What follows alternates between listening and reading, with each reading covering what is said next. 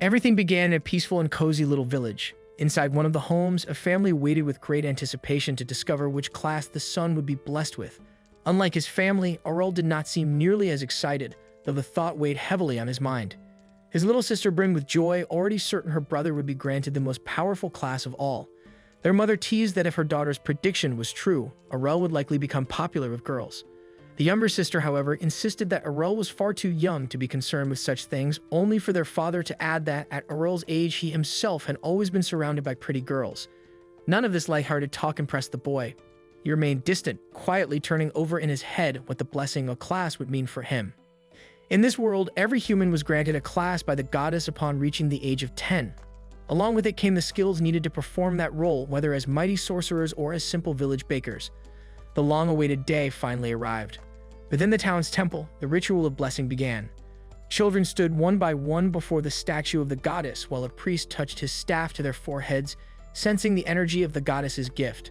The first child to step forward was immediately declared a blacksmith after the priest felt the power of flames and the scent of iron radiating from him. As the ceremony continued, Arel's sister swelled with pride over their family's bloodline, convinced it would secure her brother a powerful class. Finally, Arel's name was called and the crowd held its breath. He was the son of two of the village's most renowned figures, Fara, the sword princess, and Leon, the archmage. Both were revered for their advanced classes, and expectations for their child were immeasurable. Arel closed his eyes and waited, but felt nothing. The priest, too, sensed no response. Murmurs spread uneasily through the temple as the realization dawned. After further examination, the priest solemnly declared the rare conclusion: Arel was a child with no class. His sister erupted in protest, his parents fell silent with disappointment, and whispers of pity rippled through the crowd. Back home, Arel continued practicing with a sword in the yard, determined not to give in to despair. His parents attempted to console him, reminding him that they would provide for him no matter what, but Arel refused to be a burden. His little sister, puffing herself up with determination, promised to protect him as she always had. Frustrated by their pity, Arel gathered his family and declared that he did not care about being classless. Since childhood, he had trained in fencing under his mother. Even without the blessing of a class, he could still wield a sword, and he believed his efforts would one day bear fruit. Fara was moved by her son's maturity, Leon expressed faith in his future, and his sister's unwavering belief in her brother never wavered. Tired of sympathy, Arel headed to the training grounds where two boys were sparring. They showed off the natural strength that flowed effortlessly through them thanks to their classes. Recognizing Arel as the classless boy, they mocked him for daring to train. Yet Arel stood his ground and challenged them.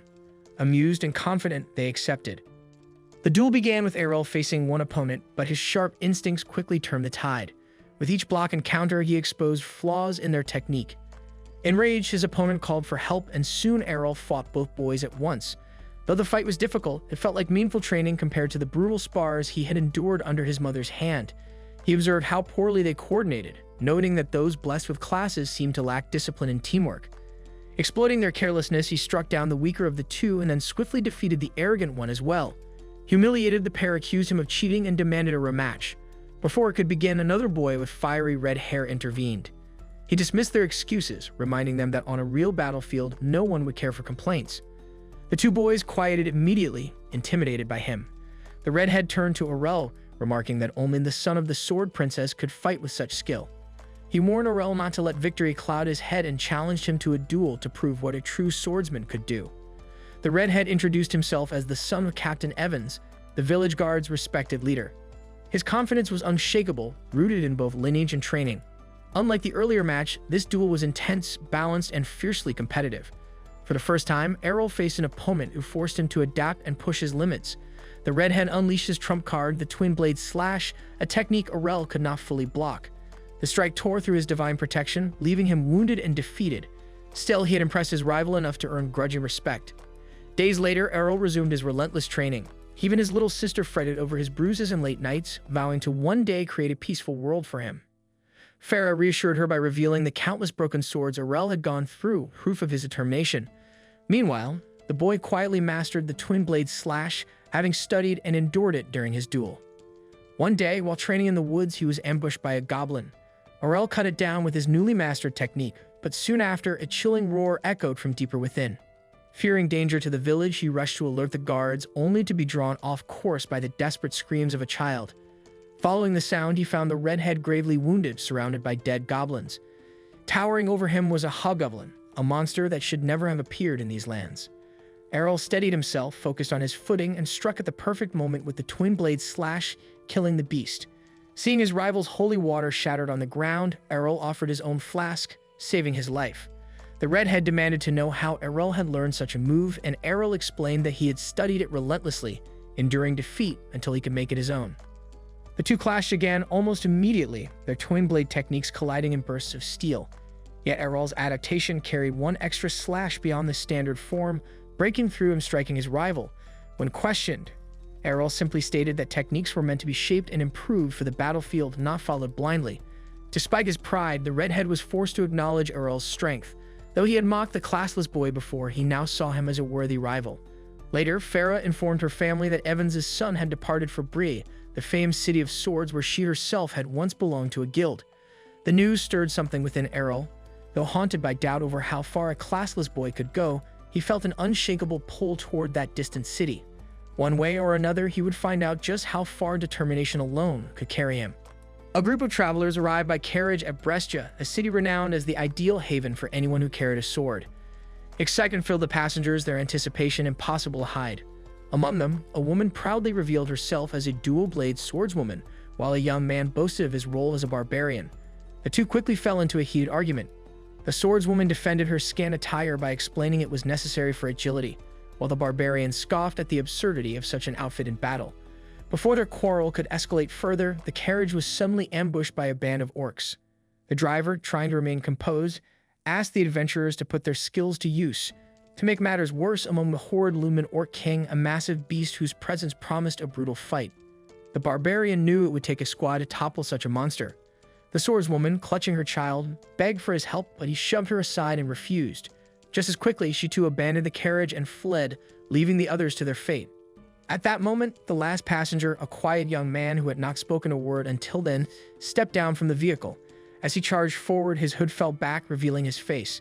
The crowd realized with shock that it was Arel. What followed was not a mere battle, but something closer to an elegant performance. His speed, his technique, and the way he weaved through the orcs resembled an artist dancing on a deadly stage. With unmatched grace, he cut down the horde. When he slipped free from a ring of dozens of orcs, the driver recognized the technique immediately. It was none other than the legendary blade dance, a skill belonging exclusively to the sword princess class, even though it was said to be possessed only by women. Arel then faced the orc king. With a blazing charge, he leaped at the towering creature, driving his blade straight through its skull as it swung at him. The beast collapsed, and with victory secured, Arel simply turned to the driver and requested that the journey continue. He was eager to reach Brea as soon as possible to continue his training and become stronger. The driver, still in awe, quietly remarked that perhaps the boy was already strong enough. One of the children from the carriage, curious about such extraordinary skill, asked what class Arel belonged to. His answer stunned everyone. He was classless. 5 years earlier, Arel had been training in his yard under the watchful eye of his mother. When he executed a technique, she was struck by how much it resembled the twin blade slash. Though unsure if it was a dream brought on by her drowsiness, she could not believe that her son, born without a class, had managed to wield such power.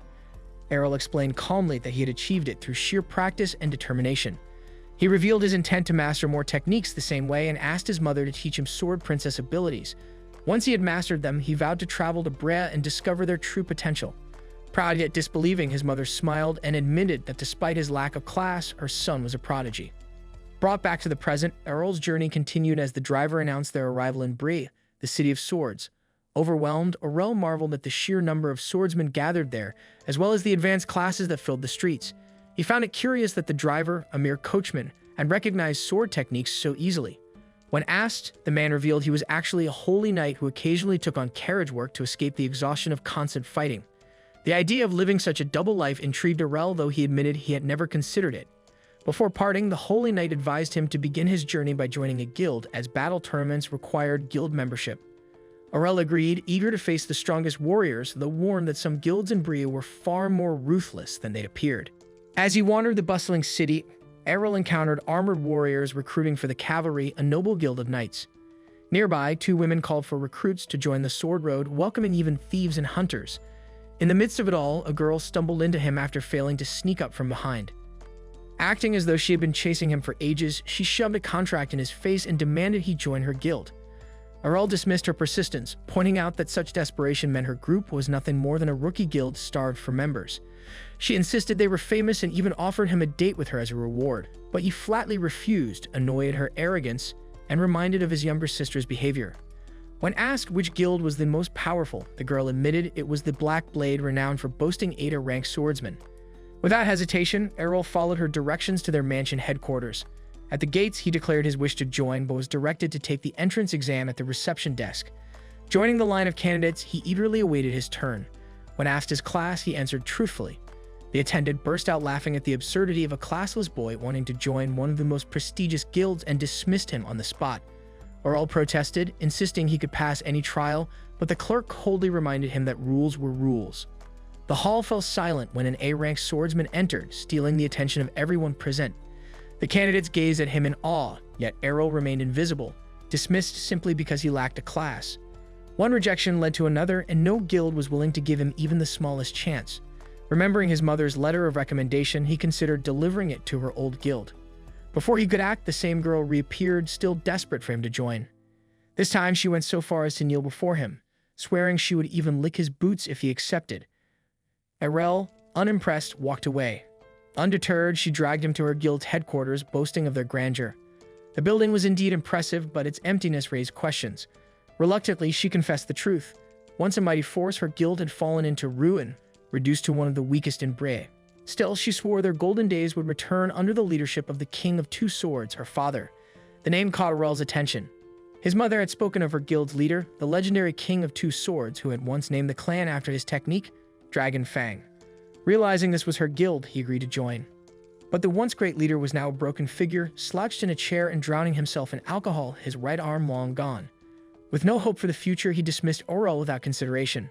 Saddened, his daughter admitted her father had once been among the greatest swordsmen in Brea, but after losing his arm, he had succumbed to despair. Though she believed this would deter Arel, he accepted, determined to join a guild that would take him, even if out of necessity. Elated, she presented the contract once again. He signed it. But when she read that he was classless, she assumed it was a joke until he presented an official document.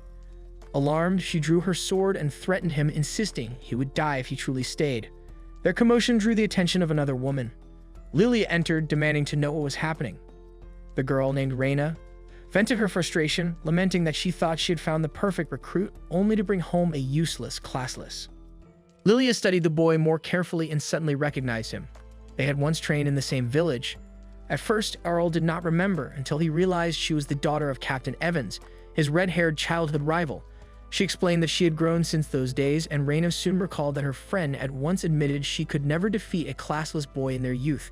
Seizing the opportunity, Lilia challenged Arel to a rematch. On the training grounds, she began with the same twin blade slash she had once used 5 years earlier. Arel countered with the same move, but her slash overpowered his and landed cleanly. Now far stronger than before, Lilia revealed her advanced might by wielding a sword 5 times heavier than normal, made possible by the brutal strength skill of her class as a mighty swordswoman. With crushing blows, she forced Arel onto the defensive. He realized her class had elevated her to an advanced swordsman, and defeat was inevitable if he continued retreating. Creating distance, he provoked her into attacking recklessly. She charged, but struck only an illusion. In truth, Arel had used the shadow technique, a supreme ability difficult even for advanced swordsmen. Appearing behind her, he landed a strike, though her divine protection and courage skill rendered his attacks ineffective.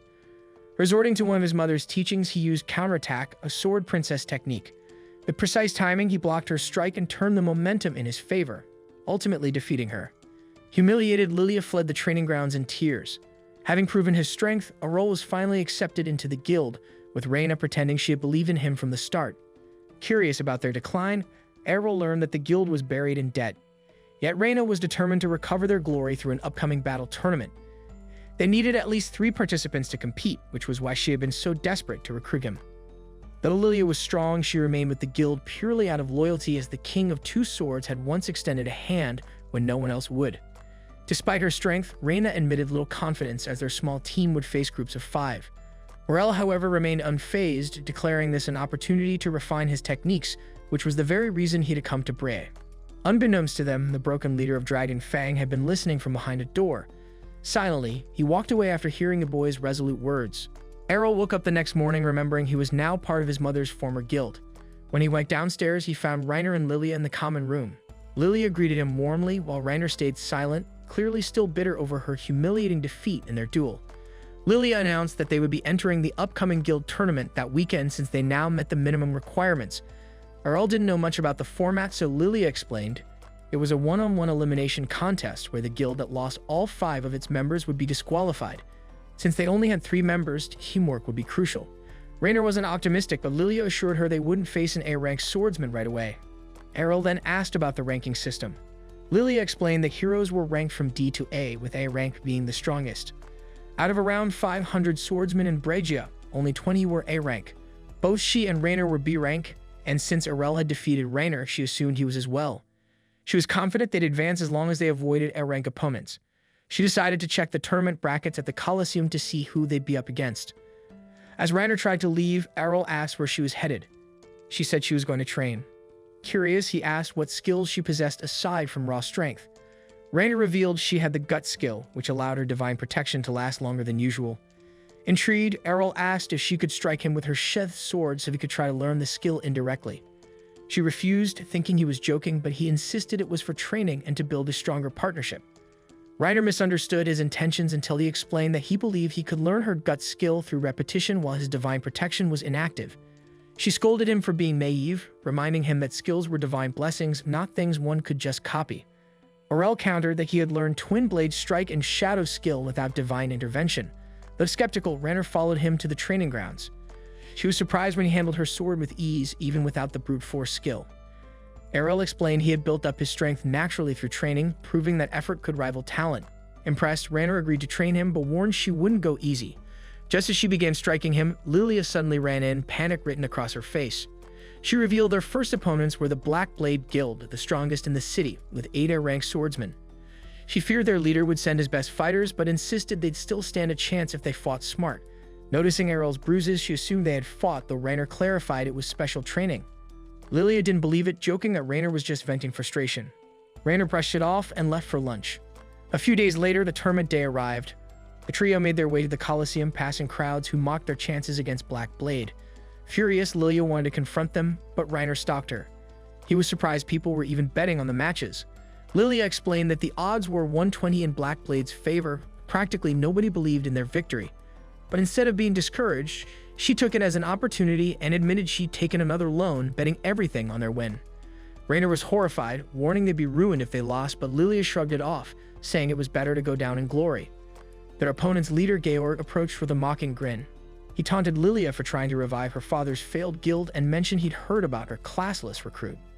Lilia accused him of coming to gloat, but Georg claimed he was simply cheering her on, saying he had personally arranged for their guilds to face each other as a favor, giving them one last shot at glory.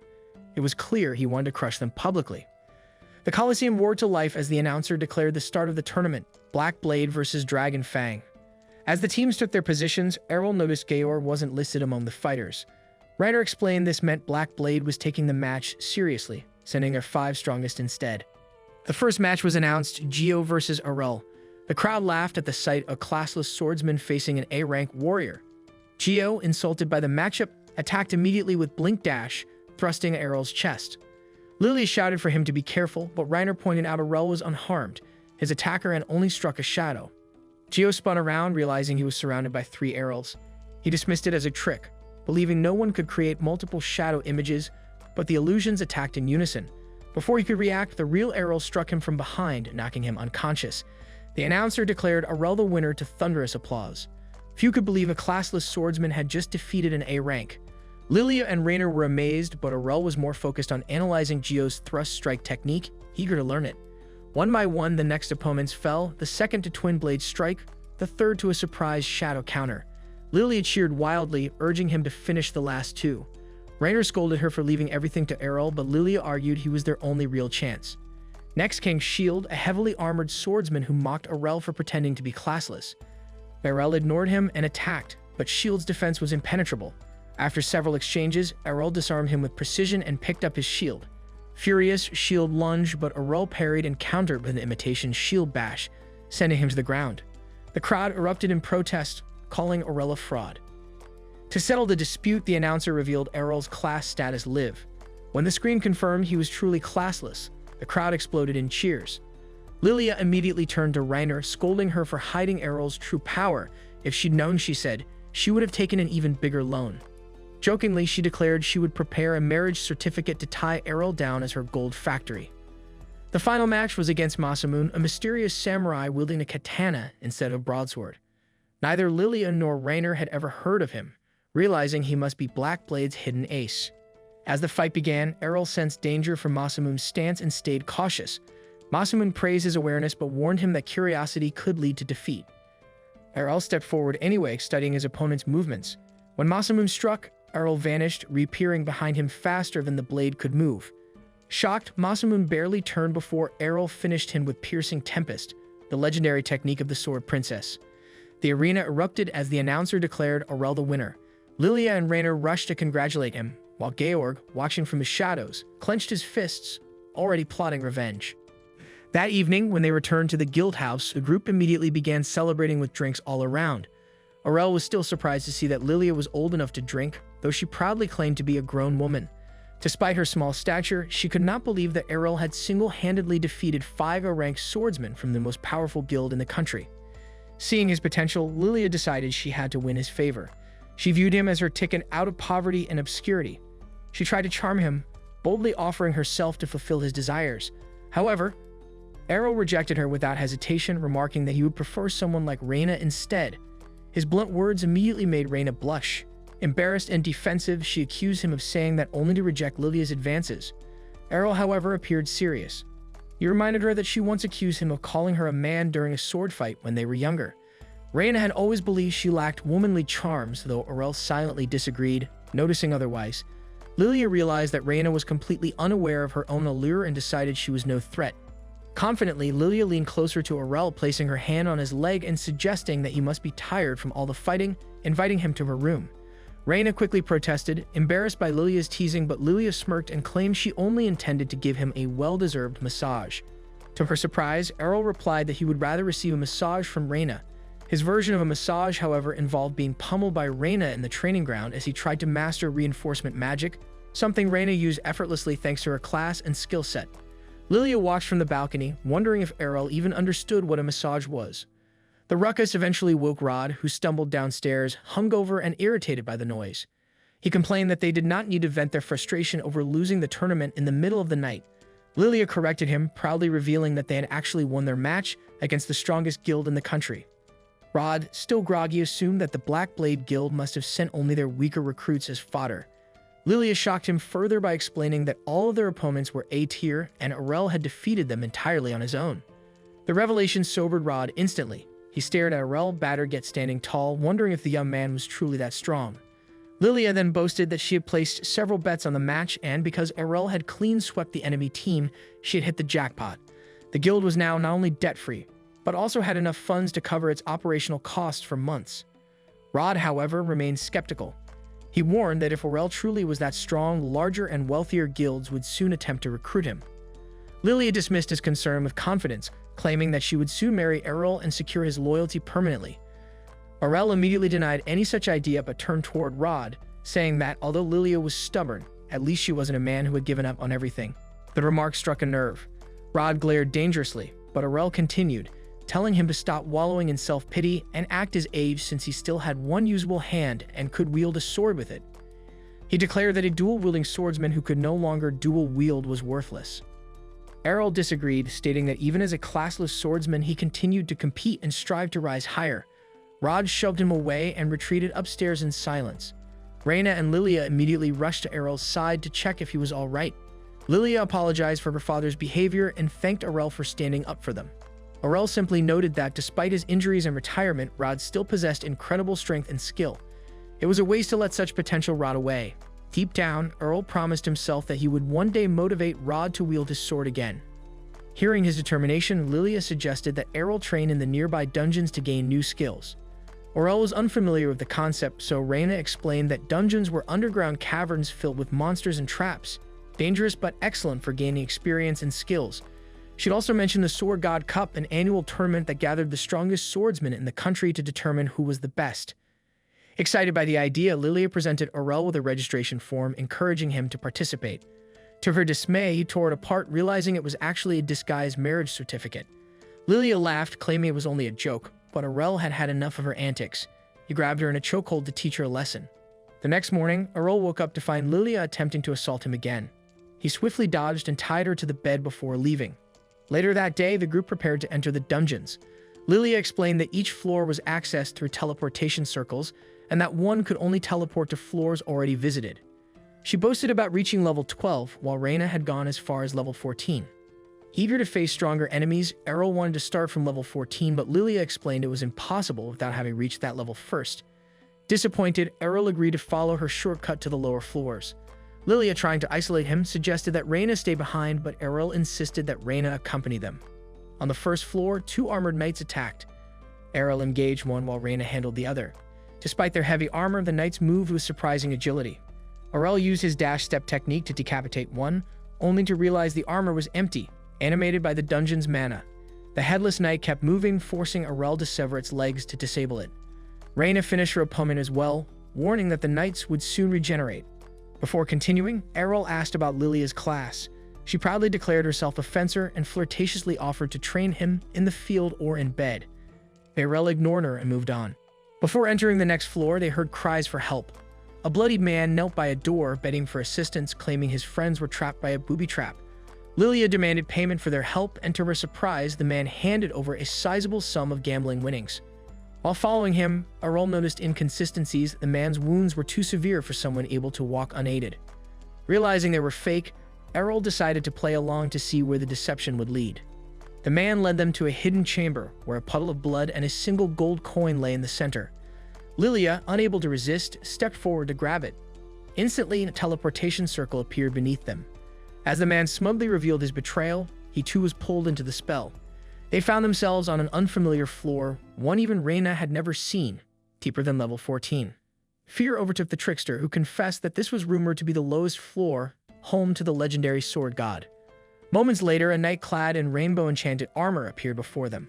Lilia dismissed the legend as a myth, but Arel immediately recognized the danger.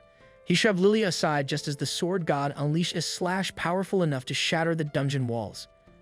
Arel barely blocked the next attack and was thrown into the wall, surviving only thanks to his reinforcement magic training from Reina. He countered with a flurry of strikes, but the sword god easily evaded and retaliated with a gravity spell that crushed everyone to the ground. While the others struggled, Arel remained firm. The intense gravity reminded him of the harsh training he endured as a child under his mother's guidance. This time, he stood his ground. Using the gold coin from earlier, he nullified the spell and exploited the opening to unleash his ultimate technique, Infinite Break. The sword god shattered into pieces under the blow. Afterward, Arel drank holy water to restore his strength, and the group safely escaped using the dungeon's teleportation system. Back at the tavern, Rob was drinking again when he overheard 3 adventurers bragging about tricking new members of the Dragon Fang Guild into a trap. Furious, he smashed their table and demanded answers, but was interrupted by Jor, who mocked him as a worthless drunkard. Realizing that Jor was behind the scheme, Rod broke down, believing his daughter to be dead. He lunged at Jorg in rage, but was easily overpowered and left kneeling in despair. Then a familiar voice called out from the doorway. Rod turned to see Lilia, Arel, and Reina entering the tavern, discussing how hungry they were after their ordeal. Overwhelmed with relief, Rod embraced his daughter, thanking the gods for her safety. Reina confronted Jorg, revealing that his underling had confessed everything, but Jorg arrogantly denied any involvement, claiming that adventurers were responsible for their own survival. Arel admitted that Jorg technically had a point, though Rod swore he would make him pay. Jorg mocked him once more, calling him a washed-up drunk, and left the tavern. Arel quietly wondered what new challenges awaited them next, but for now, their adventure had only just begun. A few days passed, and Lilia received a scroll containing all the preliminary brackets for the tournament. To her horror, she discovered that she was in the same bracket as Arel. The realization crushed her spirits completely. She knew she had no chance of winning the preliminaries or representing her guild in the main tournament. Arel, unfamiliar with the concept of preliminaries, learned from Reina that the Sword God tournament drew an overwhelming number of aspiring swordsmen, making it impossible to take everyone into the main event. To manage the influx, the city organized preliminaries divided into brackets determined entirely by a dice roll. It was pure luck who faced whom, and the winner of each bracket would secure a direct entry to the main tournament. When Arel checked the scroll that Reina was reading, he noticed she was in a different group. Relieved, she silently thanked the gods that she wouldn't have to face Arel. Despite her relief, she prayed for help to pass through the prelims safely. Arel, however, seemed amused by her attitude, and as they bantered, Lilia interrupted them, reminding the group that they needed to return to the dungeons for more training. Arel, bored of the repetitive dungeon battles, wanted to skip the session. Lilia tried to persuade him by acting cute, insisting she needed a strong man to defend her if things went south. Reina found her behavior pitiful and resolved to teach her something about independence. Before they could leave, Rod entered the room dramatically, grabbing his daughter and warning her to stay safe, worried that Jord might strike again. Seeing the fear in her father's eyes, Lilia solemnly agreed to be careful before departing. As Rod turned around, he found Arel silently observing him. Rod defended his overprotective behavior, saying he still had time to be a better father. Arel simply smiled, remarking that it was never too late to be a good person before leaving. Weeks passed, and the day of the preliminaries finally arrived. The matches began as the crowd erupted in cheers, the clang of steel and bursts of sparks filling the arena. One by one, contestants were eliminated until the group had thinned considerably. Lilia, unfortunately, lost her match before even facing Arel. Sitting in the corner, she brooded over her defeat, disappointed that she hadn't made it to the finals. Arel, indifferent to her feelings, noted that her fears about being in the same bracket as him were unfounded, since she would have lost anyway. His remark only deepened her frustration, but she pulled herself together and urged him to remain cautious, warning that the other finalists had a few tricks up her sleeve. Arel, unconcerned, claimed that he had already faced every kind of trick imaginable in the dungeons. Lilia, however, was skeptical, explaining that his next opponent, a red-haired swordswoman, was a magic swordsman capable of channeling mana into her sword for enhanced attacks. The revelation intrigued Arel, as he hadn't expected magic to be permitted in a tournament meant to determine the best swordsman. Lilia clarified that one only needed to belong to a guild to qualify, regardless of class. Soon the announcer called for Arel's match. Lilia wished him luck as he stepped into the arena, coming face-to-face with his red-haired opponent. She confidently revealed her abilities as a magic swordsman and made it clear she wouldn't tolerate complaints about fairness. Arel remained composed, ready to prove that only skill determined victory. As the match began, the red-haired girl immediately launched a barrage of fireballs. Arel dodged and deflected them with remarkable precision, moving fluidly through the fiery onslaught. The girl's mana reserves seemed endless as she continued her assault, but Arel closed the distance, striking swiftly. She blocked his attack and countered with another explosion of flames that forced him back. Analyzing her movements, Arel recognized her potential, acknowledging how effectively she could transition between long-range and close combat. She boasted about her power, belittling him for being classless, but her arrogance only revealed her lack of true mastery. When she infused her sword with fire, transforming it into a flaming blade, her strikes grew erratic and unpredictable. Arel skillfully deflected each one, his precision unmoving even as the flames danced dangerously around him. Her frustration peaked when Arel began countering effortlessly without stepping back. He demonstrated what true mastery looked like, noting that while her basic swordsmanship was superior to Lilia's, she lacked refinement and focus. Enraged, she charged recklessly, giving Arel the opening he needed. With a swift twin slash, he extinguished her flames completely. Before she could recover, he blinked behind her and struck the back of her head with his sword's pommel, knocking her out cold. The audience erupted in cheers as the judges declared Arel the winner of the fourth bracket. While the crowd celebrated, Arel's mind was elsewhere, analyzing her techniques and thinking of ways to master similar skills. Days later, the final tournament day arrived. Lilia returned to the guild to wake her father, insisting that he come with her to cheer for both Arel and Reina, who had won their respective brackets. Rod, uninterested, refused to move, claiming he didn't care about the event. Lilia teased him about being afraid of seeing Jorg, provoking an irritated denial. In a rare moment of vulnerability, Rod confessed that he had tried picking up his sword the day before and realized how rusty he had become. His admission infuriated Lilia, who reminded him that many lifelong swordsmen couldn't even qualify for the preliminaries, while he, even with one arm, could still contend with fighters in the finals. Her words reignited something within him, and he finally agreed to accompany her. On the way to the arena, Rod reminisced about the old days when he trained Reina, back when he still had both arms. The memories filled him with warmth and pride. Inside the tournament grounds, Reina was visibly nervous, shaking her legs as she awaited her match. Arel appeared beside her, startling her out of her anxious trance. His calm demeanor reminded her to focus as the announcer declared the first match: Jorg, the defending champion, versus Arel, the classless swordsman who had shocked everyone with his undefeated run. As Arel entered the arena, Lilia cheered from the stands, shouting for him to defeat Jorg. But when Jorg appeared, Arel immediately sensed something was off. Jorg's eyes glowed purple, fangs protruded from his mouth, and a dark horn emerged from his head. Rod recognized the danger at once. The sword Jorg wielded contained a powerful demon. The truth became apparent when Jorg's voice changed, revealing that he was no longer in control. A demon within introduced itself as Durgelda, the destroyer of mankind, the same being once defeated and sealed by the original sword god. The cursed sword, long thought to be hidden in the royal repository, had somehow resurfaced, and Jorg's greed had unleashed it once more. Panic spread among the crowd as Durgelda erected a massive dome of magical energy, trapping everyone inside the arena. He relished the chaos, claiming that the screams of mortals were music to his ears. Arel, however, remained motionless, sword in hand, unshaken by the fear around him. The demon mocked him for his courage, but Arel prepared for battle, determined to prove that Durgelda could be defeated again. When their blades clashed, Arel's movement stunned everyone. He was using the Divine Step technique, one reserved for sword gods. Durgelda grew wary, realizing that the boy's style mirrored the one that had once sealed him away. Despite Arel's skill, the demon possessed Jorg's body, granting immense durability. Durgelda retaliated, slamming Arel to the ground with a crushing blow. But when the dust settled, Arel rose again, his body barely scratched thanks to the resilience he developed through his training with Riina. Renewed, he unleashed a relentless flurry of strikes, his infinite break technique, battering the demon from every angle.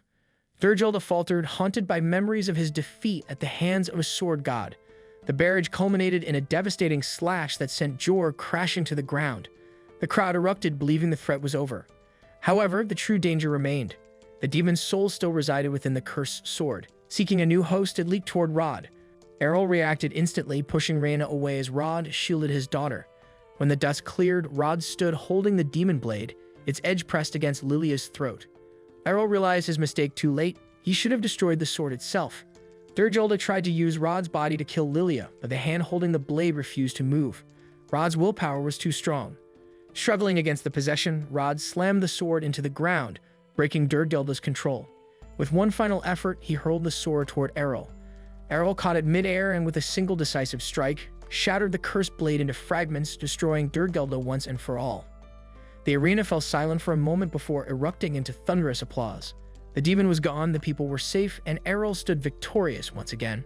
At the guild, Rod had rediscovered his long-lost passion for swordsmanship. Ever since Arel won the Sword God Cup, crowds of new recruits had poured in, hoping to learn from the same place that produced the new champion. Rod pushed them harder than ever, demanding precise technique and flawless defense. The trainees groaned and stumbled through the grueling drills, some trying to sneak away when exhaustion overtook them. One trainee attempted to hide behind a wall, but Lilia, Rod's daughter, caught him. When he complained that Rod was being too intense, she only smiled and said her father had been like this ever since meeting Arel. The trainee wondered where their hero had gone. Lilia revealed softly that Arel had left the guild, and that Riina, his closest companion, had followed him. As she spoke, her voice trembled and tears formed as she realized he had gone without saying goodbye. Far from the guild's noise, Arel rode in a carriage through rolling countryside. The driver couldn't hide his shock that the reigning Sword God Cup champion was leaving the city just when fame had found him. Arel only said he had learned what he came to learn. There was one opponent left he needed to face, the one who had always stood above him, his mother. Back in his quiet hometown, Fara was picking wildflowers when she sensed someone nearby. Arel crept forward, trying to surprise her, but she greeted him calmly, having felt his presence at the last moment. It was proof he had grown stronger. When he told her he had become the new Sword God Cup champion, she smiled proudly. She too had once held that title. Before Arel could issue his challenge, Fara vanished in a blur and reappeared before him, her speed inhuman. Even without a weapon, her movement sent a chill down his spine. She agreed to a spar at their old mountain training ground, her eyes gleaming with excitement. At the summit, the clash began. Fara lunged first, divine step flashing beneath her feet. Arel parried, chaining his divine slashes into a fluid twin-blade strike. Sparks showered between them as she countered effortlessly, impressed by how refined his technique had become. When Arel asked how she blocked him so easily, Fara revealed she wasn't using any sword skills at all, only pure, instinctive swordsmanship. Their battle escalated, steel ringing like thunder.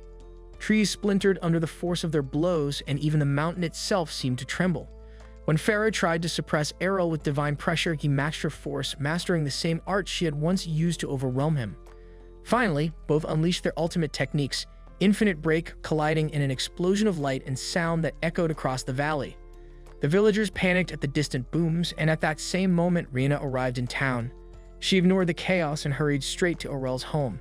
There she met Mira, his short-tempered sister, who mistook her for a rival and nearly slammed the door in her face. Riina insisted she only wanted to see Arel, Their argument ended abruptly when Arel and Fara returned, both bruised yet smiling. Mira demanded to know who had won their duel. Fara proudly declared her son victorious, which left Riena astonished. Defeating a sword deity was no small feat. Arel brushed off the praise, saying it hardly counted since his mother hadn't trained seriously in years. Fara teased him in return, and laughter filled the air, softening the tension of their reunion. That evening, they gathered for dinner. Fara asked eagerly about Arel's life in the Sword City and especially about Riena. When Arel mentioned that they had lived together during their guild days, Fara's teasing grew even bolder while Riena flusteredly clarified that they were only guildmates. When she asked why Arel had left the city without warning, he explained that his journey there was complete. What surprised him was how much his sudden departure had hurt her. Fara smiled quietly, pleased that her son had found a friend who cared deeply for him. And Riena made a bold request. She bowed before Fara and asked to become her disciple. Before Fara could respond, Evans, Riena's father, burst into the house in panic, shouting about monstrous sounds from the mountains. Fara and Arel exchanged guilty glances but pretended ignorance. Fara calmly reassured him that the monster had already been defeated. Only then did Evans notice his daughter. Overcome with emotion, he'd assumed she had returned home to marry. Fara mischievously played along, telling him that Riena wished to learn how to become a good wife for Arel. Riena's face turned crimson as she tried to explain, but Evans took every word as truth and happily entrusted his daughter to Fara's care before departing in tears of joy. Later that night, Leon, Arel's father, remained absorbed in his magical research when Arel entered his study. Without even looking up, Leon greeted him, having already heard the commotion. When Arel mentioned defeating Fara, Leon smirked knowingly before teasing him about bringing home a beautiful girl. Arel didn't deny it, describing Riena as more gorgeous than cute. Then he spoke of his new goal to master magic. Leon warned that it was impossible. Arel's body lacked the mana capacity required for spellcraft, but his son refused to accept that. In the kitchen, Fara began teaching Riena domestic skills. The young swordswoman tried her best, but the result was disastrous. Fara laughed heartily, promising to start from the basics next time. Later, Arel helped Leon repair the damage. When Arel asked why his father hadn't simply used magic to fix it, Leon explained that Fara preferred handcraft over spells. Then, to demonstrate, he repaired a broken mug with a single gesture, like mewing the fragments back together. Arel stared in awe. Leon told him not to expect the same. A swordsman without a class was already a miracle, but magic was different. It required innate energy that couldn't be trained from nothing. Arel countered that he might possess a small amount of mana. Leon dismissed the idea, saying if that were true, he would have triggered magic by accident at some point in his life. But Arel remembered something. Months earlier, during guild training, he had drunk several mysterious potions after the holy water supply ran out. Lilia had warned him not to, fearing they were poisonous, but Arel drank them anyway, believing even poison could strengthen resistance. They hadn't harmed him, but something within him had changed afterward. Intrigued, Leon instructed him to focus that energy into his palm. Arel closed his eyes and concentrated. For a long moment, nothing happened. Then a faint blue glow flickered to life. Leon's eyes widened. It was weak, but undeniable. His son had mana. The light faded quickly, leaving Arel breathless. Leon told him to rest and practice expanding his reserves. The next morning, Arel strode into the item shop and purchased every mana potion in stock, dropping gold coins onto the counter without hesitation. From that day forward, he trained obsessively, draining his mana, restoring it, and repeating the process until exhaustion claimed him. Months passed, seasons changed, and one evening under the same mountain that once echoed with swords, Arel finally succeeded. Leon watched, astonished. His son's mana output was still low. No stronger than that of a novice mage, but it was real.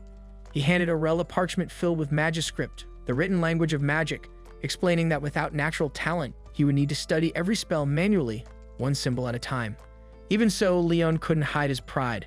His son had already shattered the boundaries of what a classless swordsman could achieve. Now he was defying the limits of magic itself. Before long, Leon said Arel should travel to the City of Magic where scholars could teach him properly. 3 years had passed since Rainer began her training at Arel's house. One quiet afternoon, she brewed tea and served it to Arel's mother, who took a gentle sip while Rainer watched nervously. When the older woman smiled and said the tea was delicious, Rainer's tension melted into relief. Gratitude welled in her chest. She silently thanked her teacher for everything she had learned. Their peaceful moment shattered when Mira burst into the room, tears streaming down her face. Between sobs, she said she had gone to wake Arel but found only a note in his room. Rainer took the paper, her expression tightening as she read the words. Arel had left for the City of Magic. Mira wailed in heartbreak, unable to believe her brother had gone without saying goodbye. Arel's mother gently embraced her, saying that while she understood his excitement, He should have at least told them before leaving. Rainer stood silently by, recalling how she had once disappeared without warning too. Only now did she truly grasp the pain she must have caused others. Arel's mother sighed softly, remarking that both her eldest daughter and son were far too free-spirited, and wondered aloud where they had inherited that trait from. Moments later, Arel's father appeared, still half asleep, completely unaware of the emotional storm unfolding before him. Meanwhile, Arel was already traveling toward the City of Magic in a carriage shared with 3 other students. Curious, he asked the driver how long the journey would take. The man replied that it would be about 2 days, adding with a chuckle that Arel had changed a lot since his days in the City of Swords. After returning home for 3 years, he was once again setting off to chase a new dream.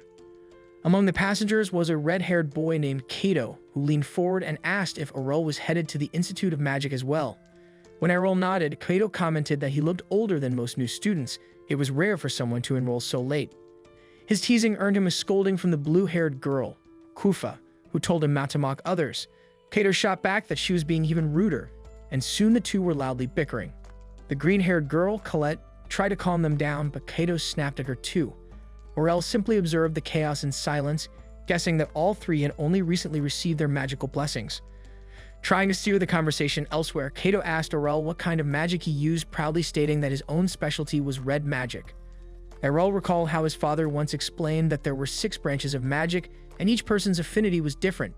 But in his case, he had none. No class, no alignment. He had to experiment with all of them. When he told Kato this, the boy laughed, thinking it was a joke. Kufa chuckled too, saying that no one without a class could enter the institute. Without a word, Arel showed his class ID. The laughter died instantly. The 3 stared in disbelief. Kato forced a smirk and called him crazy for trying to learn magic without a class. Arel only looked out the window, a faint sense of déjà vu stirring. He had heard those words before long ago. A sudden roar echoed through the forest. The carriage jolted to a stop as the horses screamed in terror. Everyone froze as another roar shook the air. Arel's eyes sharpened. He recognized it as the cry of a male troll king.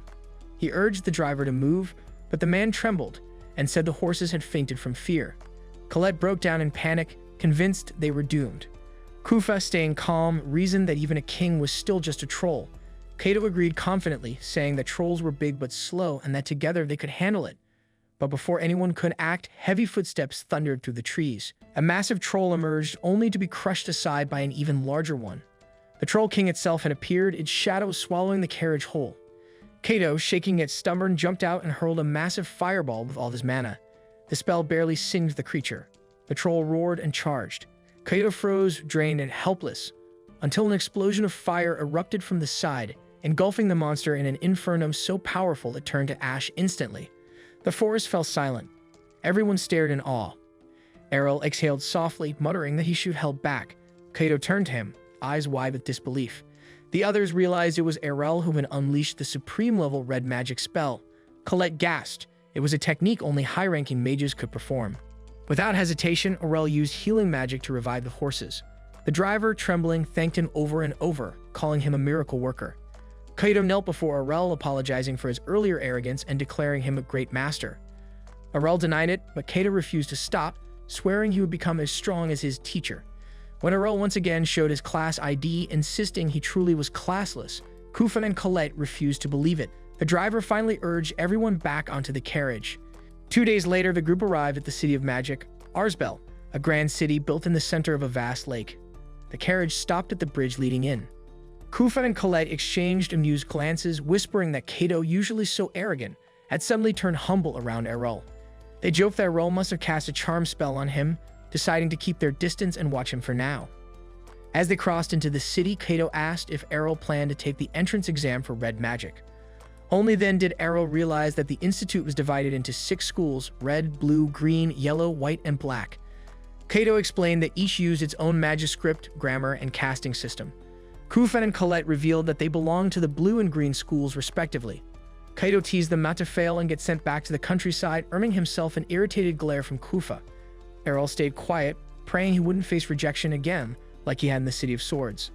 At the red school, Kato showed Arel where to register. Arel hesitated, unsure if being classless would disqualify him. But the receptionist simply stamped his form and handed him the examinee No. 12, explaining that anyone had the right to take the exam regardless of class. Arel smiled faintly. This city truly was different. At the testing grounds, a young student launched a small fireball and passed. Then came examining No. 11, a blonde-haired boy brimming with confidence who mocked the others for their weak spells. The instructor announced that he was already an advanced class mage, a rare gift for his age. Arel quietly asked Kato if that was impressive. Kato whispered that prodigies like that were destined for the elite course. The blonde boy requested to demonstrate an eruption spell and summoned a blazing pillar of fire that drew loud applause. Kato proudly bragged that his master Arel could do even better, earning himself a flick to the forehead. When the boy boasted that his fire could melt metal, Arel pointed out that the dummy had melted at all. The instructor explained that it was made of mithril, a heat-resistant alloy forged by the Yellow School. When Arel's turn came, he cast Eruption. At first it looked weaker, the flames small and contained. Then the mithril dummy began to glow, warp, and finally melt into liquid. Gasps erupted across the arena. The blonde boy accused Arel of cheating, but Arel calmly explained that he had compressed the spell's ignition time to multiply its intensity. The prodigy was left speechless as Kato shouted praises, calling Arel the strongest mage he'd ever seen. Arel moved on to the blue school where he found Kufa completing her exam. Her water spell struck the target perfectly, earning her a pass. When Arel's turn came, he unleashed multiple ice-edge spells that shattered the mithril dummy into shards.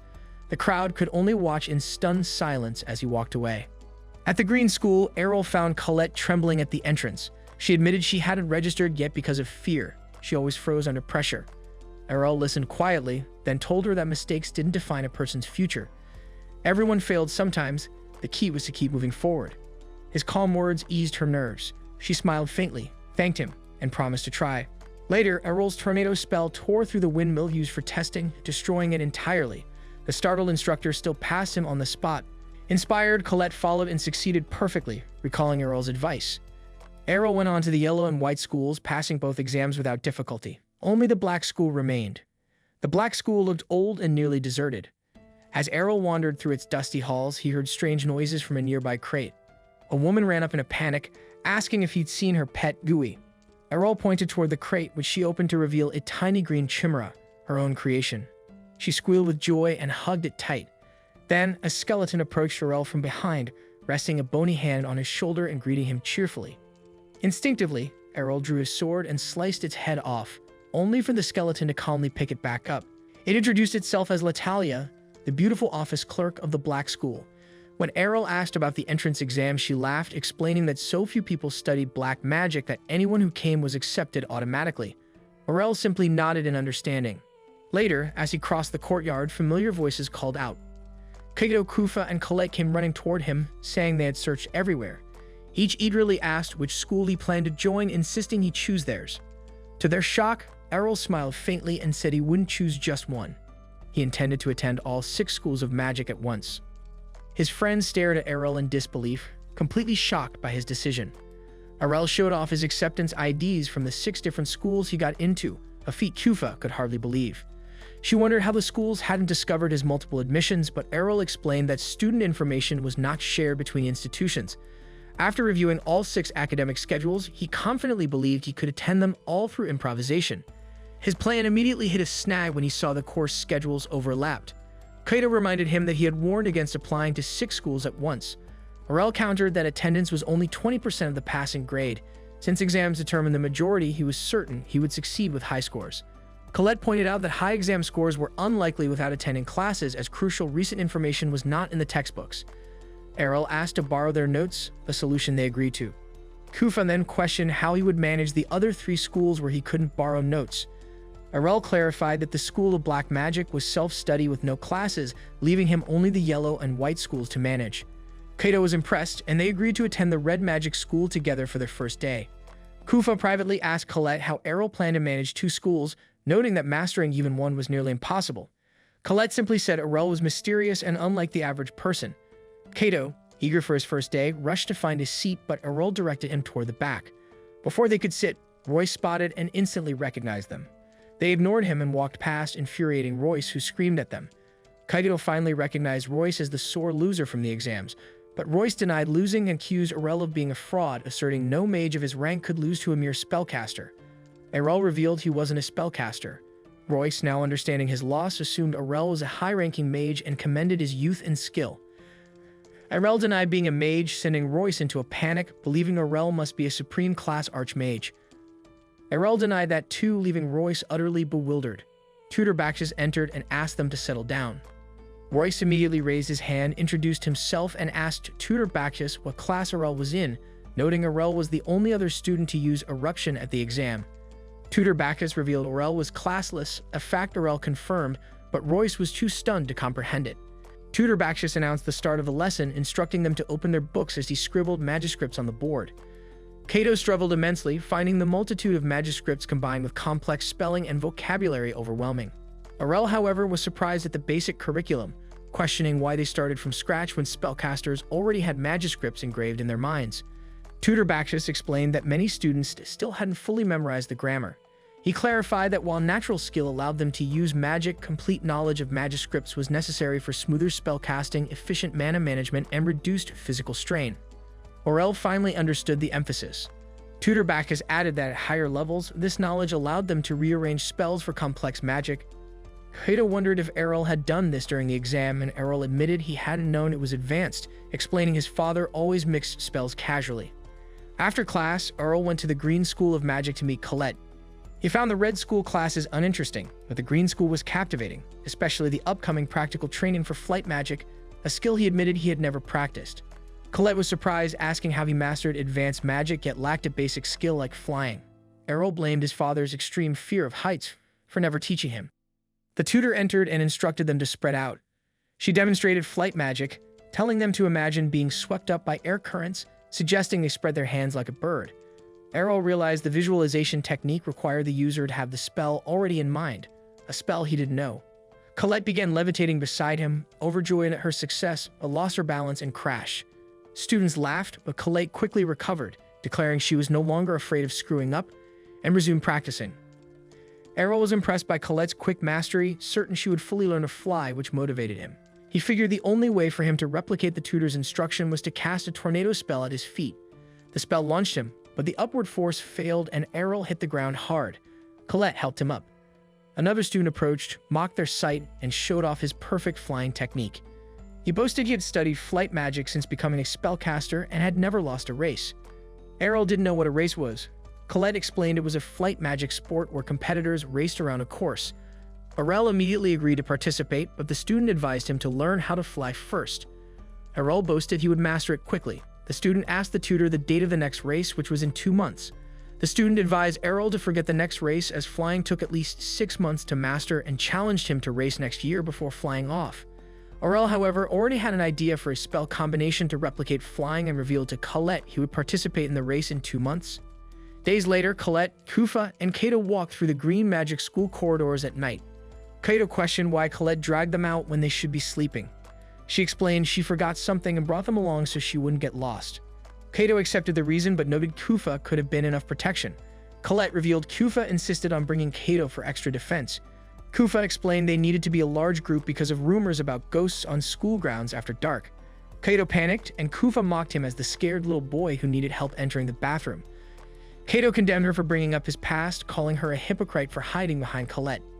Kufa denied hiding, claiming she was guarding Colette's back. As they quarreled, Colette urged them to be quiet, fearing they would attract the ghost. They turned and saw the ghost appear through the window behind Colette. They screamed a warning, but the ghost opened the window and covered Colette's mouth before she could scream. Kato threatened to burn it, but it released her and calmed them. Kato recognized the voice. Arel took off his hood, revealing his face, and asked what they were doing there. He explained he had been practicing his flight magic around the school to train for the race. Kufa realized he was the source of the ghost rumors. Kato worried Arel was exhausting himself, but Arel assured him he got enough rest, saying he had trained himself to practice while sleeping. Kufa insisted that it wasn't restful. Kato vowed to start practicing on his own, though he knew he wouldn't reach Arel's level. Arel advised him to lose his fear of ghosts first, which Kato denied having. Kufa and Colette silently promised to practice spellcasting to improve themselves. They said their goodbyes, and Arel, wide awake, decided what to do next. He visited Latalia and asked permission to enter the library. She asked what book he needed and revealed he was reading every book he didn't own at home for useful information. Latalia offered him a job at the library because he was unique in not getting sick from seeing the black magic books. The next day at the red magic school, Arel pointed out a mistake Tutor Bakshis made on a spell line written on the board. Kato praised him. Arel explained he had to memorize all spells since they didn't come naturally, and he did so by creating shorthand versions. He declared he could shorten the tutor's spell lines by 1/3. Tutor Bakshis invited him to the board. Tutor Bakshis analyzed the spell, admitted it was theoretically accurate, but noted the lack of safeguards, meaning it would explode if it failed. Arel said he didn't need safeguards because of his divine protection. Tutor Bakshis insisted the protection wouldn't stop the pain, but Arel insisted he could handle the pain as long as he didn't die. Tutor Bakshis, realizing Arel's complete mastery, offered him a promotional exam to the 2nd grade. Royce demanded to take the test as well, and Tutor Bakshis agreed. Tutor Bakshis led them to an arena and announced the start of the exam. Arel asked what to do. Tutor Bakshis explained that once they entered their lane, a gate would open, releasing a monster. They had to defeat it from a distance with magic, warning the monsters would attack if approached.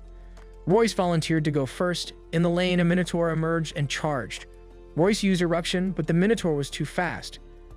Arel noted the spell was stronger than before, which Tutor Bakshis confirmed was from classwork. Royce cast Eruption multiple times but failed to connect. Tutor Bakshis pointed out Eruption was poor against a moving target, especially with Royce panicking. The Minotaur reached Royce and swung its arm before suddenly disappearing. Royce was relieved, and Tutor Bakshis assured him the school protected its students. Royce was informed he failed but was commended for attempting a test usually taken after 2 years of study. Royce realized he needed to study more humbly and promised to achieve his goal. Tutor Bakshis then ordered Arel into his lane, assuring him the same species of monster was prepared. A monster emerged that was larger and darker than the previous one. The caretaker rushed to inform Tutor Bakshis that a superior Minotaur had been mistakenly mixed into the course. The superior Minotaur charged. Arel tried 2 fire spears to immobilize it, but it easily jumped over them. Tutor Bakshis, fearing the monster would break the barrier, advised Arel to leave, but Arel refused, confident he could win. His fire spears curved back and struck the Minotaur from behind, immobilizing it. Tutor Bakshis realized Arel gave the spears a homing effect. Arel used Eruption to defeat the Minotaur. Tutor Bakshis announced he passed and invited him to the 2nd grade class the next day. Kato spread the news to Kufa and Colette, but Arel was not satisfied. He wanted to take and ace the promotion exams at his other schools too. The next morning, Arel wasted no time tracking down the blue class instructor, Hengel, and asked her to let him take a promotion exam immediately. Hengel, unsure whether he had the ability, explained that promotions were held only once a year, and if he wished, he could test himself then. But Arel insisted she not dismiss him that easily.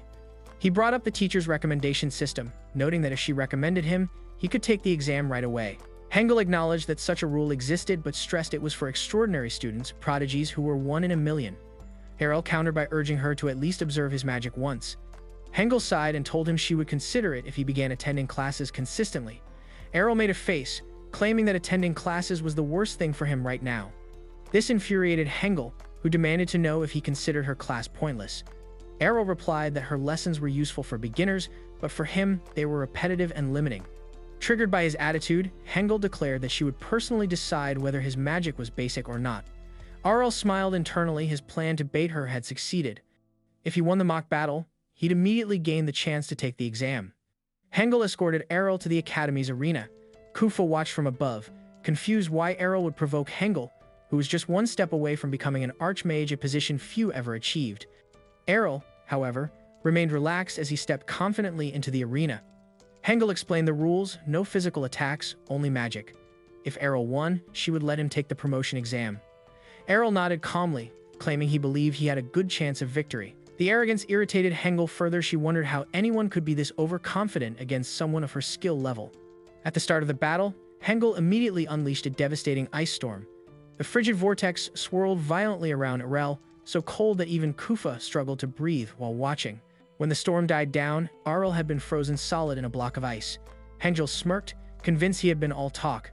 She turned toward Kufa and lectured her that in a mock battle, starting with a strong spell was the smartest way to end things quickly. But before she could finish celebrating, cracks appeared through the ice. Arel punched his way out. He had cast several layers of ice shields around himself during the attack, reducing the storm's impact. Hengel admitted he was quick with his spell work but insisted it wouldn't be enough to defeat her. Arel produced a volley of ice shards. Hengel scoffed. Ice shards were the most basic spell a beginner learned. But Kufa noticed something alarming. Arel kept multiplying the shards, doubling their number effortlessly, whereas she herself could only produce 2 at most. Hengel complimented his quantity but dismissed their strength as insufficient. She matched his attack with her own ice shards. The spells collided midair, exploding. Realizing he had underestimated her, Arel prepared another volley and doubled it again. Hengel laughed, matching him shard for shard, reminding him she could produce hundreds anytime she wished. But Arel wasn't done. He suddenly generated 100 ice shards not only in front of Hengel but to her sides and behind her, surrounding her fully. This finally caught her off guard. Multiplying shards was easy. Changing their positions required complex spell manipulation. She quickly threw up an ice wall, knowing her shards couldn't protect her from a barrage from all directions. Hengel then switched strategies. She conserved her mana, planning to wait until Arel exhausted himself. She believed he could not break through her fortified ice wall anyway. But Arel had anticipated exactly this. Since she trapped herself inside her own defenses, he prepared his trump card. High above her, he created a massive ice spear and launched it downward. Hengel panicked and activated her ice shield, but it wasn't strong enough. The spear tore through it and struck her. Arel let out a relieved sigh, admitting that defeating her was far tougher than he expected. Kufa, stunned, realized she had just witnessed a student defeat a teacher, something nearly unheard of in the academy. Later, Arel met Kufa, Kaido, and Colette outside the arena. Kufa explained that Hengel had agreed to promote him immediately without requiring the exam. Kaido celebrated his success, but Arel was already thinking ahead. His next target was the Green School. Colette escorted him to the Green School instructor. Arel asked to take their promotion exam as well. The teacher refused, explaining that their school strictly followed the scheduled exam dates. Arel insisted again, offering to demonstrate his magic, but the teacher firmly declined. Their rules, she said, differed from the Blue School. No student could skip the schedule. Frustrated, Arel asked whether there had to be a way to test early. Snapping under pressure, the Green instructor blurted out that only the headmaster could authorize such a request. Arel considered approaching them, but she warned him not to even think about it. The headmaster was extremely busy, and disturbing them without reason could lead to expulsion. At that moment, Khaled stepped in with another option. The annual flight race was coming soon. The winner was personally awarded by the headmaster every year. If Arel won, he'd meet the headmaster directly. Excited, Arel said this sounded perfect. But the Green teacher smirked, reminding him there were more than 300 participants. It wouldn't be easy. Arel declared he would win regardless. Race day finally arrived. Hundreds of participants lined up as the commentator introduced the headmaster, who wished everyone a clean, safe race. Before the start, a green-haired student approached Arel, asking mockingly if he was there to embarrass himself. Arel didn't even recognize him. Furious, the boy introduced himself as Skyke, the future fastest mage in the world. The race began with chaos. Many participants collided midair or lost control and fell off the course. One mage blasted forward like a rocket but couldn't steer and crashed into the wall. Soon, only 15 participants, the top flyers, remained in the lead. Among them were two surprising faces, Arel and Skyke, both first years.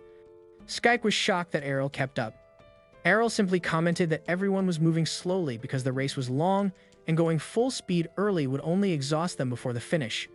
The contestants reached the first major obstacle, a narrow gatehouse followed by a sharp left turn. Several racers failed the maneuver and plunged into the water. Skyke used his position in the middle of the pack to angle perfectly through the turns. Confident that Arel must have fallen behind, he looked back only to find Arel still right beside him. Ahead of them, the race's reigning champion, Dione, accelerated, widening her lead. To her surprise, both Arel and Skyke maintained their positions behind her. Even Dione looked unsettled. First years were never this fast. Skyke began sweating, struggling to maintain her pace. Eventually, he completely ran out of mana and was forced to drop out of the lead group. His effort was acknowledged by the Yellow School professor watching from below, but Arel remained right behind Dione. Impressed, Dione pushed her speed further. Realizing 2 months of training might not be enough to beat her, Arel used his trump card. Jumping off magically created air pockets beneath his feet. The commentator was confused, unable to understand what he was doing. The light magic instructor explained that generating enough lift from those pockets would require extraordinary leg strength, akin to that of a supreme-class swordsman. Arel, of course, had never skipped leg day. Approaching the final stretch, both racers were forced to consider slowing down for the upcoming sharp turn. Dione held on as long as she could, knowing whoever slowed first would lose momentum. Eventually, she eased her speed, but Arel refused to slow down. Instead, he punched an air pocket midair, using the force to sling himself around the corner at full speed. With that, he shot past the finish line in first place. Dione followed soon after and, despite losing, graciously congratulated him. Skyke eventually reached the finish too, collapsing immediately from exhaustion. A short while later, the headmaster awarded Arel his medal and certificate. Arel seized the moment to ask for a promotion to the second grade. The headmaster, impressed by his performance and abilities, granted the request on the spot. With that, Arel completed promotions in the blue, red, and green schools. Only 3 remained. After securing promotions from the green, red, and blue schools, Arel immediately set his sights on the Earth School as his next hurdle. He didn't waste a second marching straight into the department, heading directly to the reception desk and asking bluntly, "What's the quickest way to get a promotion?" The receptionist paused to think, then explained that the fastest way would have been participating in the annual assembly and showcasing one's Earth magic. Arel's eyes lit up, and he eagerly told her to sign him up. But she regretfully informed him that registrations had already closed. Arel froze in disbelief, then broke into a barrage of questions, desperately searching for loopholes. The receptionist remained firm, telling him there was absolutely no way to admit him anymore. Arel, refusing to accept defeat, continued bargaining, even begging her and promising he would do anything just to enter the assembly and avoid attending what he called pointless classes. Just then, a tall teacher approached from behind and asked why Arel was so determined to join the assembly. Arel answered plainly, he needed a promotion. The teacher burst into laughter, then offered him a deal. If Arel became his research assistant, he could participate. Arel instantly accepted, thrilled at the chance, but when he turned back toward the receptionist, she sighed in exasperation and asked if he had any idea what he had just agreed to. Arel blinked, confused. The receptionist explained that the man was Professor Raj, the Academy's unrivaled master of golem control and the biggest showman during assemblies. Unlike normal professors, who presented calm demonstrations, Raj loved to entertain crowds by having his golems perform real battles. The catch? His opponents weren't other golems. They were the unfortunate students who agreed to become his research assistants. Only then did Arel realize he had just volunteered as cannon fodder. The receptionist asked if he still wanted to proceed. Instead of backing out, Arel doubled down. He said he didn't care if he had to face a golem. If that was the price for entering the assembly, he would take the risk. Shocked by his resolve, she finally approved his registration. A few days later, the assembly day arrived. Students displayed their earth magic through elegant sculptures and artistic creations, majestic swans, storybook scenes, and even a detailed sandcastle. Finally, Professor Rugg stepped forward, and the atmosphere shifted immediately. Whispers rippled through the audience about how Rogg tortured a new victim every year, and this time he had found a freshman. Kufa overheard these discussions and grew pale, silently praying for Arel's safety. Rogg began by effortlessly forming 3 battle golems, causing the crowd to gasp. Kaido noticed how different they looked compared to ordinary village golems, and the other Kaido explained that these were specifically built for combat. Raj then faced Arel and instructed him to summon his golem. To Rogg's surprise, Arel summoned Alpha, a golem that looked nothing like the traditional mud-based constructs.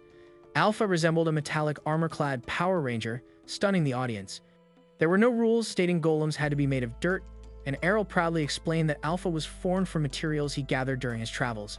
He had fused them through alchemy for durability, then animated the structure with earth magic.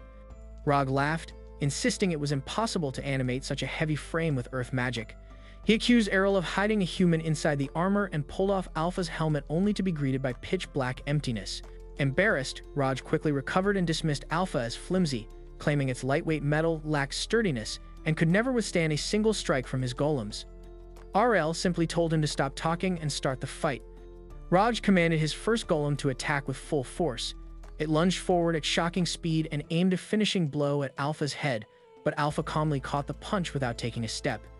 The impact caused Rog's golem to crumble instantly, collapsing like shattered pottery. The crowd erupted. Rog stared in disbelief. His golems were the strongest in the academy. There was no way Arel's metallic creation had just destroyed one effortlessly. Calling it a fluke, Rog used magic to quickly repair the fallen golem and reinforce all of them to maximum toughness. He then summoned a 4th golem, boasting about his vast mana reserves that allowed him to control multiple constructs simultaneously. With a triumphant smirk, he ordered all 4 golems to attack at once, assuring Arel he would be overwhelmed from every direction. Arel didn't flinch. Instead, he conjured 2 swords for Alpha, who gripped them and took a battle stance. Rog scoffed, insisting weapons wouldn't help. But when the golems converged, Alpha moved like a trained swordsman, fast, fluid, precise, and shattered all 4 golems in a single sweeping slash. The audience erupted in shock as the professor's pride and confidence crumbled with his golems. Raj shouted that no golem could move that fast or wield a weapon with such grace. Arel calmly explained that Alpha's lightweight armor allowed for agility, its flexible joints enabled dexterity, and alchemical reinforcement reduced mana consumption while amplifying earth control. Raj realized the theory was sound, he simply had never attempted it. Arel helped the devastated professor to his feet and asked if he was now eligible for promotion. Raj quickly answered that assistants couldn't take promotion exams. Arel prepared to argue, so Raj hastily added that if Arel joined his golem laboratory, he would personally request special permission from the headmaster to let Arel skip a grade. Not thrilled but left with no better option, Arel accepted. After settling that, Arel moved on to the light magic school for his next promotion. Thankfully, they allowed him to take the exam directly. He was greeted by a cute instructor who was legally blind yet could see mana flows of living beings. She was shocked by Arel's massive mana reserve and even more stunned by the presence of multiple affinities within him, a situation that should have been impossible. Choosing not to question it, she guided him down into a dungeon where the exam would take place. She warned him that undead monsters roamed the burial chambers and would be drawn to any light magic. Arel illuminated the path anyway. When skeletons appeared, he blasted them effortlessly with holy ray spells. The instructor urged him to conserve mana, but Arel casually replied he had only used 1% so far. Eventually, she told him the exam consisted of defeating monsters along the descent and he had already passed. As they prepared to leave, Arel sensed danger behind them. He unleashed light magic to reveal an advanced class skeleton wearing fine garments. The instructor was shocked, such monsters shouldn't appear on this floor. The skeleton began a dramatic monologue, but Arel had no patience and interrupted by spamming Holy Ray. The monster mocked him for using low-class spells, so Arel responded by unleashing Holy Cross, obliterating the creature instantly. Amazed, the instructor informed him he had officially passed the promotion exam. Next, Arel turned to the dark magic school, only to learn they had no promotion system anymore due to their low number of students. Annoyed, he sat down to study while Latalia teased him, earning a smack on the head. As he explored the area, he noticed a massive wooden gate filled with spell inscriptions. Latalia explained it was a testing chamber used to safely cast dark spells, since they drained vitality and could be dangerous. Excited, Arel grabbed the oldest grimoire he could find, a nameless, authorless relic, and entered the chamber. As soon as he opened it, an overwhelming wave of mana burst out, and a demon emerged, claiming to have been trapped for ages. He declared Arel his first victim. The demon launched an attack, but Arel blocked it with his wand. Trying to retaliate with a fireball, he was shocked when nothing happened.